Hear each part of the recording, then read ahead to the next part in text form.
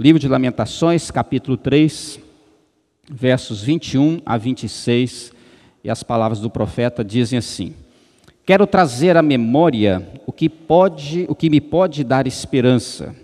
As misericórdias do Senhor são a causa de não sermos consumidos, porque as suas misericórdias não têm fim, renovam-se cada manhã. Grande é a tua fidelidade. A minha porção é o Senhor, diz a minha alma, portanto esperarei nele. Bom é o Senhor para os que esperam por ele, para a alma que o busca. Bom é aguardar a salvação do Senhor, e isso em silêncio. Palavras abençoadoras do livro de Lamentações, capítulo de número 3.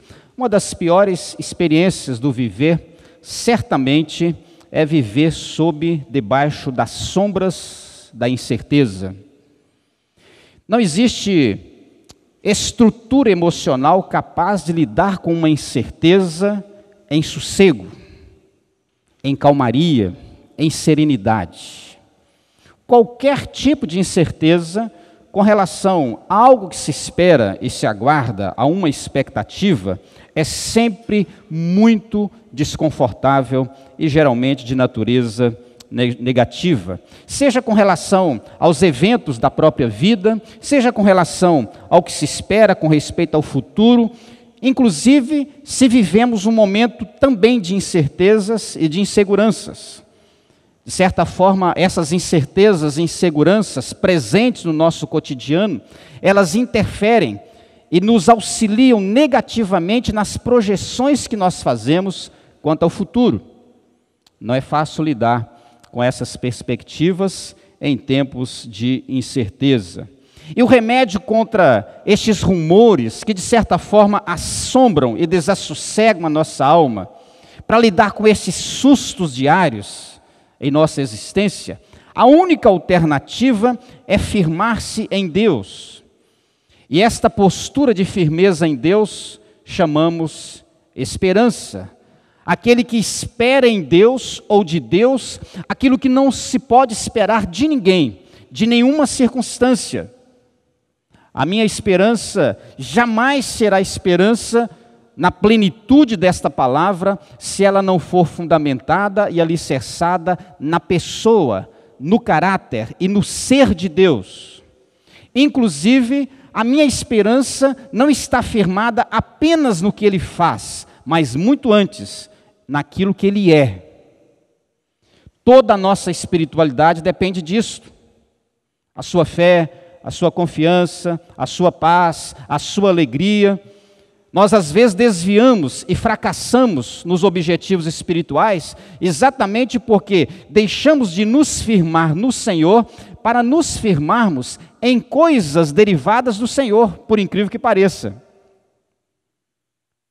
Eu quero expressar aqui e citar as palavras de Zofar, um dos amigos de Jó, amigo este da onça, mas que também foi restaurado e perdoado. Olha só o que ele diz com respeito à esperança. Pois te esquecerás dos teus sofrimentos e deles só terás lembrança, como de águas que passaram.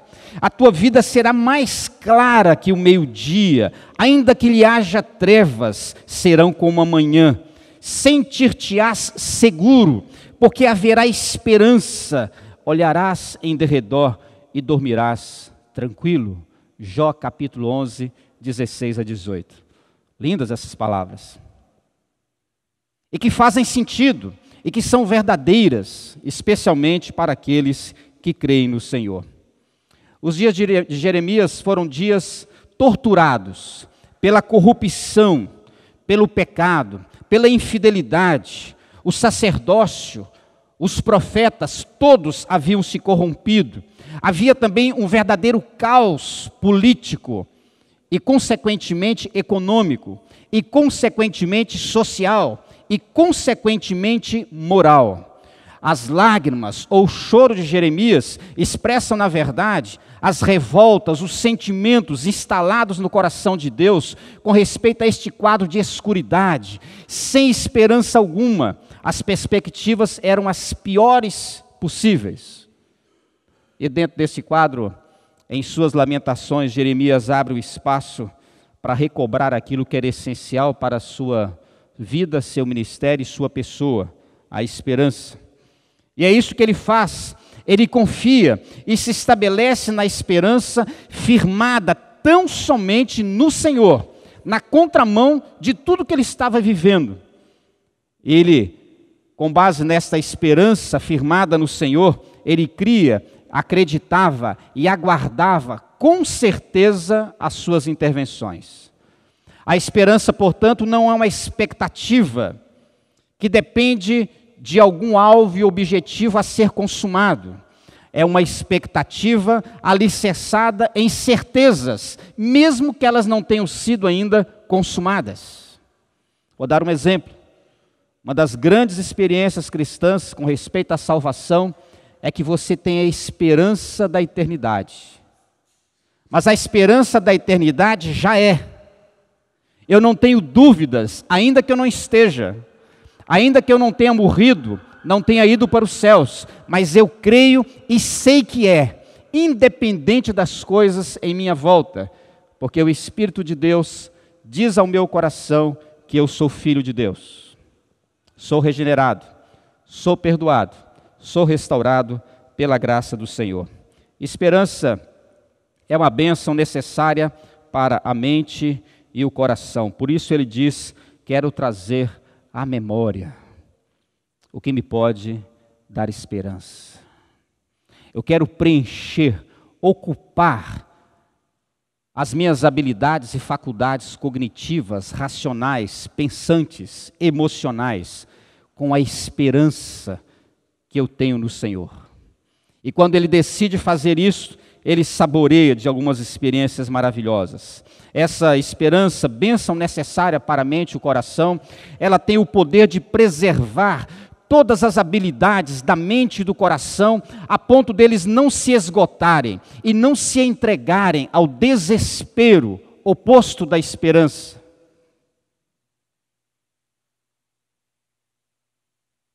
Quero trazer à memória o que me pode dar esperança. Neemias está aqui realizando uma atividade mental, emocional, e ele o faz pela decisão de aplicar todos os esforços mnemônicos de memória, cognitivos, de conhecimento, para confiar em Deus e aguardar nele somente. Ele olhava em sua volta, não acreditava em nenhum sacerdote, em nenhum profeta, em nenhum rei, em nenhum governador, em nenhum príncipe. Não havia ninguém em sua volta que lhe desse a capacidade de confiar plenamente. Portanto, vazio desses alicerces, destituído deste embasamento, ele se dirige com mente e coração ao ser do Senhor. A palavra identifica que Neemias tenta resguardar, salvaguardar a sua mente e coração por meio da esperança. A esperança, portanto, é um invólucro, é uma proteção para o seu pensamento, para o seu sentimento. Ele preserva mente e coração de pensamentos ruins. Eles são mantidos sob a áurea de uma visão otimista, esperançosa nas ações do Senhor. Neemias não vê nenhum movimento humano, nenhum vestígio, nenhuma iniciativa moral, social, econômica que pudesse resgatar e reerguer a nação, mas ele se firma otimistamente e esperançosamente nas ações do Senhor, ele as aguarda. Essa prática ela é feita, realizada por meio da seleção e decisão por pensamentos positivos. Não que o pensamento vai interferir nas coisas como se esse pensamento fosse uma deidade, uma divindade, um ser.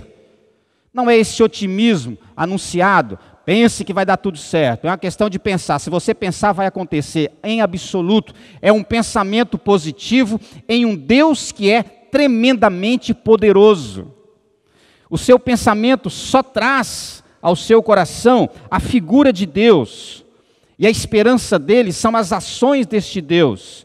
Mente e coração são assim, pela esperança, mantidos em seu sentido de lucidez, mas com recursos mais positivos, porque Deus se faz presente e Ele é capaz de realizar as intervenções que nós precisamos.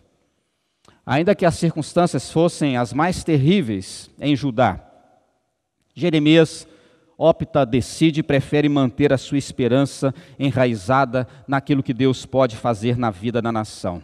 Essa esperança, portanto, é uma graça, uma habilidade espiritual de ação seletiva. Ela decide e escolhe o melhor. Pensa no que Deus pode fazer em detrimento daquilo que o homem não anda fazendo. Ela reanima o coração, esta esperança, até então desacreditado da própria vida, pelos fatos da própria vida. Há uma ótica mais otimista, há uma expectativa mais bem elaborada. As coisas podem ser mudadas sob a particular ação de Deus. Só Ele pode mudar o quadro. E Ele crê nisso. Ele escolhe o lado mais positivo, mas com aquele sentimento de certeza de que tudo pode chegar ao que Ele espera e até melhor.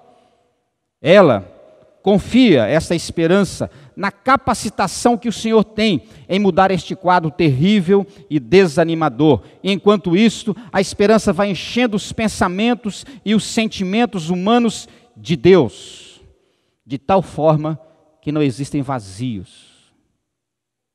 Se eu e você não enchermos os nossos pensamentos e os nossos sentimentos da realidade do ser de Deus, eles ficam abertos, vulneráveis, vazios para qualquer tipo de entrada de pensamentos negativos, inclusive até luciferianos, mundanos, carnais. Agora os espaços da mente e do coração estão esgotados com a presença de Deus. Não há espaço para desespero, não há vazios onde o mal possa se estabelecer.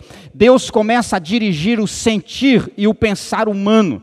Nem mesmo as suas ponderações pessoais e subjetivas encontram espaço nesta mente, neste coração. Não encontram repouso, porque Deus toma conta de tudo e a tudo dirige.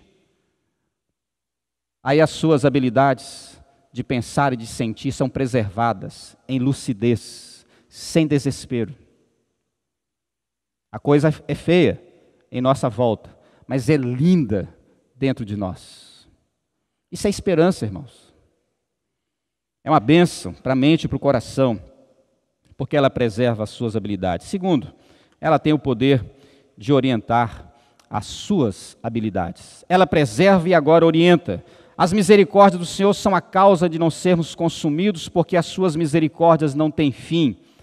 De repente, Jeremias, olha só, estou trocando de novo. De repente, Jeremias olha para o quadro Judá e percebe um caos que se alastrou, se estabeleceu. Mas o seu pensamento e os seus sentimentos conseguem recobrar, retirar, em meio a esse caos, essa lição linda. Deus continua sendo misericordioso e isso não acaba nunca. Todo o seu pensamento, sentimento, ações, vivência, são orientados pela esperança. Ele sabe o que fazer. Ele sabe o que não deve fazer. Nesse sentido, essa esperança, ela preserva a mente e o coração para que eles não se fragilizem, não se despedacem nesse ambiente contrário, oposto e indesejado.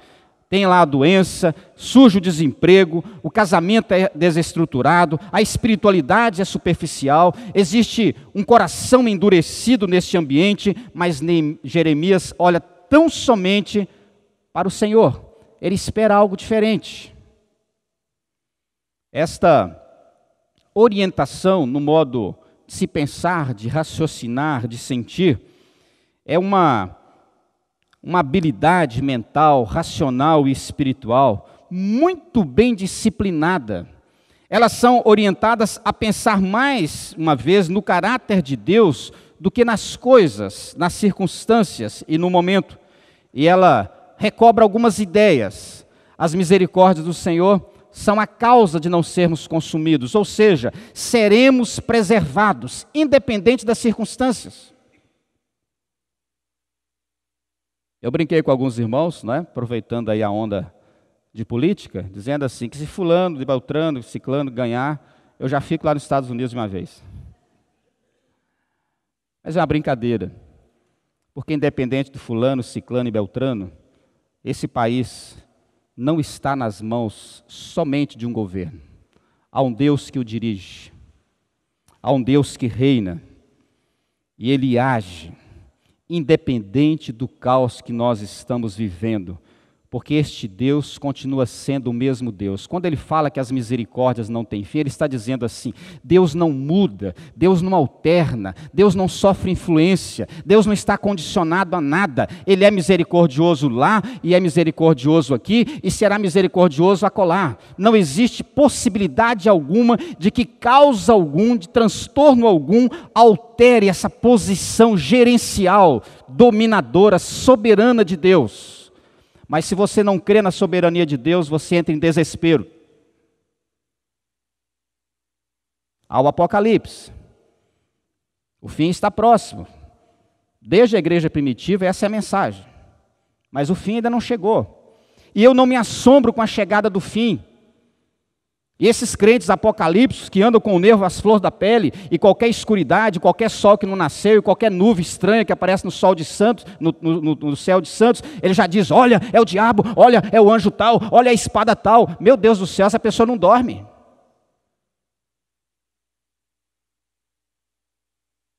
Olha, 1.000 pode cair aqui, 10.000 aqui, diz a palavra, mas você permanece intacto. Porque há uma esperança, e a sua esperança está firmada em Deus, e Deus vai orientar as suas habilidades, os seus trejeitos. O Senhor é capaz de agir de modo a surpreender o homem. Enquanto ele poderia ficar vulnerável, facilmente ser destruído, o Senhor vai preservando com a sua misericórdia. O Senhor age e vê as coisas de outro ângulo, mesmo ofendido e contrariado, ele ainda consegue agir em bondade, em misericórdia. A mulher adulta estava ali diante de todos, pronta para ser apedrejada, morta, sentenciada. Jesus lançou sobre ela um outro olhar. Jesus lançou sobre ela um novo modo de agir, um novo feito. E o que Jesus fez foi restabelecer e devolver ao coração dessa mulher a esperança. Ainda tem chance para mim. Eu ainda sirvo. Alguém ainda me ama. Ele devolveu sentido à vida dessa mulher. Quando todos em sua volta pensavam em destruir e castigar, ele vai lá, perdoa, restaura, soergue e diz assim, vai. Vai. Este modo de Deus é único, maravilhoso, é o modo de ser de Deus, que vai produzindo esperança no nosso coração, em tempos de dúvidas e questionamentos. As suas misericórdias não têm fim, significam que elas são eficientes sobre qualquer mazela. Nada pode conter as misericórdias do Senhor. Todo mal é irresistível diante das misericórdias do Senhor. E as misericórdias do Senhor tornam efetivos todos os outros valores e virtudes de Deus, e efetivas sobre a vida do pecador, do desvalido. Isso é esperança. Se Jesus não fosse misericordioso com a adúltera, ela teria sido apedrejada. Por isso Jeremias fala assim, olha, está um caos, está uma confusão tremenda, uma bagunça, mas as misericórdias se renovam a cada manhã. Todo dia surge um novo favor de Deus, grande, sem medidas, imensurável, é a fidelidade do Senhor. É uma fidelidade renovável, porque as necessidades também são novas, brotam a cada dia. Eu e as circunstâncias, as lutas, elas podem sofrer alterações para pior, mas o Senhor não muda, Ele sempre é o que é, misericordioso. E a sua misericórdia manifestada através da sua confiabilidade, da sua fidelidade, preserva, mantém, sustenta tudo aquilo que Ele quer preservar, manter e sustentar. É por isso que Paulo e Silas sofrendo açoites, algemados, amarrados, cantavam, louvavam a Deus meia-noite numa prisão, porque em sua volta tudo estava desorganizado, mas dentro deles não. Esperança é isso. Quando você espera no Senhor, aguarda em Deus confiantemente, o seu interior, os seus pensamentos, os seus sentimentos são orientados, sustentados a pensar o que se deve pensar. Finalmente, esta esperança, bênção necessária para a mente e o coração, ela tem o poder de equilibrar as suas habilidades. A minha porção é o Senhor, diz a minha alma, verso 24. Portanto, esperarei nele. Jeremias mostra é que apesar do choro e da lágrima, ele agora está estável, equilibrado. Ele não cai para cá, não cai para lá. Ele não oscila aqui e nem oscila ali.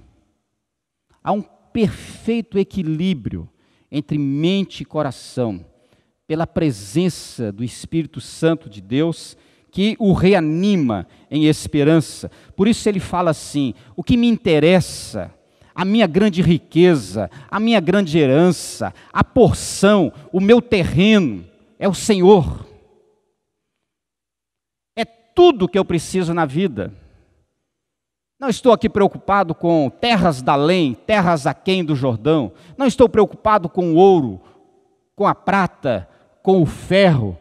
Não estou preocupado com o bronze. Não tenho confiança em exércitos. Não confio em PSDB, PMDB e qualquer P da vida. A minha porção é o Senhor, diz a minha alma. Portanto, ele toma uma decisão de tremenda estabilidade. Ele se torna quase intocável. Esperarei nele. Esperarei nele. A mente e o coração são encorajados pela esperança a aguardar e continuar esperando no Senhor como o Deus capaz de realizar o irrealizável, de tornar possível as coisas impossíveis. Essa esperança é geradora de recursos, sejam mentais, emocionais, espirituais e por aí vai. Ela mantém as nossas faculdades e habilidades humanas em perfeito estado de saúde. Mente e coração são guardados, a ponto de levá-los a uma decisão e a um comprometimento firme com o Senhor, independente do que há em nossa volta. É muito estranho pensar sobre alguém que crê em Deus e permitir que as coisas em sua volta decidam o seu entusiasmo, o seu comprometimento. Isso não pode ser uma fé em crescimento, é uma fé tremendamente diminuta, fragilizada, pequena, apequenada, insígne. A pessoa que tem fé em Deus, conforme Jeremias nos mostra, vai se aprofundando em comprometimento com o Senhor, ainda que ele esteja sofrendo esta avalanche de desastres em sua volta. Por pior que seja, e mais trágica que seja a experiência de vida, a minha vida com Deus vai na contramão em crescimento, em fortalecimento, em esperança. Quando Sadraque, Mesaque e Abednego foram ameaçados, intimidados pela fornalha ardente, diz a palavra que eles disseram assim: olha, se o Senhor quiser nos jogar, o Senhor nos jogue. Mas nós não adoraremos a tua imagem.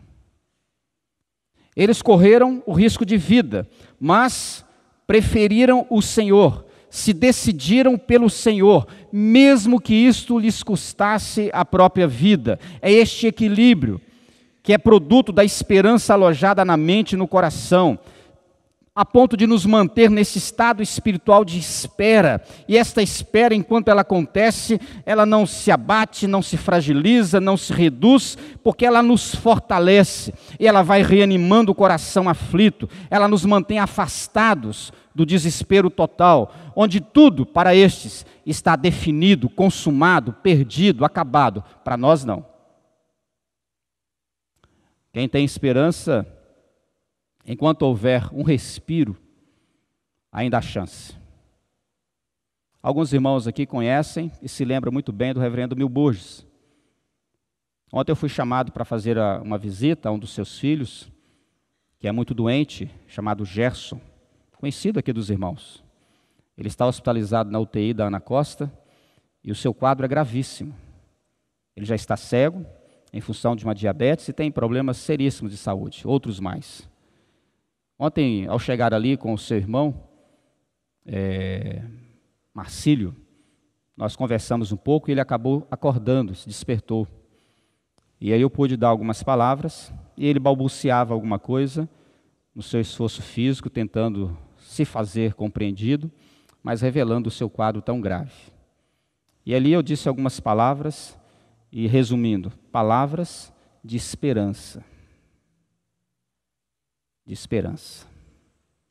E apesar do seu corpo completamente desfigurado, não enxergar, e ele com dificuldades respiratórias tremendas, ele esboçou um sorriso.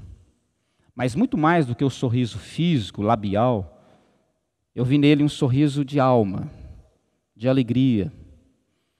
E eu disse para ele assim: agarre-se em Deus, que você tenha um fiozinho, feita uma linha de fazer barra de calça, como a sua única esperança. Agarre-se nesse fio, porque a esperança no Senhor, ela é maravilhosa, nos encoraja, nos fortalece e nos mantém preservados. Nós não mudamos. Nada está encerrado e perdido, irmãos. Diz Jean-Paul Sartre, escritor, filósofo francês, que o desespero é o suicídio do coração. E eu diria, usando as suas palavras, que o desespero é o suicídio da fé. É o suicídio da fé. Quem crê não pode se desesperar. Coração e mente têm as suas habilidades preservadas, equilibradas, equalizadas, e isso enriquece o coração com o maior dos benefícios que ela pode ter. Acentua-se a fé. Deus, diz Jeremias, é a porção da minha vida, é aquilo que tenho, é aquilo que preciso. Possuir Deus é introduzi-lo na mente e no coração e se beneficiar de toda a grandeza que o seu ser tem, desfrutar do todo o alcance que o seu poder é capaz de realizar dentro do nosso próprio ser. O equilíbrio é esta consolidação do coração que decidiu esperar no Senhor e por isso ele não se perde em devaneios, desesperos, medos e temores. Eu esperarei no Senhor. E fortalecendo essa convicção, e eu, Senhor, que espero, pergunta o salmista no Salmo 39, verso 7, e eu, Senhor, que espero, Tu és a minha esperança. Tu és a minha esperança. O equilíbrio, que é não entrar em convulsão, não se perder racional, emocionalmente, é não desfalecer pelo caminho, é não abrir mão da caminhada com Deus, é manter-se firme nessa sustentação maravilhosa que a esperança produz em equilíbrio. Equilíbrio em tudo que sentimos e pensamos. Esperança, bênção necessária para a mente e o coração. Ela tem o poder de preservar, orientar e equilibrar as nossas habilidades. O que é bom, ou aquilo que se opõe ao mal, enquanto se vive na esperança e em esperança no Senhor. Veja, ele encerra: bom é o Senhor para os que esperam por Ele, para a alma que o busca. Enquanto há tanto mal em Judá, enquanto a malignidade parece ter sido entronizada e adotada como estilo definitivo de viver, bom é o Senhor para os que esperam por Ele, para a alma que o busca. E isto é bom para quem busca. Nós descobrimos que Ele é bom. Pastor, disse um certo irmão, o diabo está dominando esse mundo. Eu disse: mentira, ele está te enganando. O diabo está querendo dizer a você que Deus não é bom. E diz a palavra que a terra está cheia da bondade do Senhor. Se alguém disser para você que o diabo está dominando, não aceite isso, porque a Bíblia não ensina isso. Deus é bom e a terra está cheia da bondade do Senhor. Pode ir para as UTIs, lá tem bondade do Senhor. O único lugar que não tem bondade do Senhor é no inferno, porque Deus retirou de lá a sua bondade, decididamente. Mas todas as outras coisas, em qualquer outro lugar, pode ir para um centro espírita, terreiro de macumba, qualquer templo satânico, lá está a bondade do Senhor. Deus é soberano e o diabo não tem poder de reprimir, impedir a bondade do Senhor. Deus é bom. E aí, bom é o Senhor para os que esperam por Ele, para a alma que o busca. Eu repeti aqui o texto, né? Para dizer que nós precisamos descobrir que Ele é bom. E eu estou repetindo de novo, para responder que precisamos descobrir que o que Ele faz é bom. Bom é aguardar a salvação do Senhor, e isso em silêncio. Não precisa gritar, não precisa se desesperar. Silêncio é a calmaria que a esperança dá. Silêncio é a desnecessidade de falar. Não preciso falar, não preciso gritar, não preciso me desesperar, porque aquilo que Deus faz também é bom. Que Deus nos ajude e nos abençoe. Amém.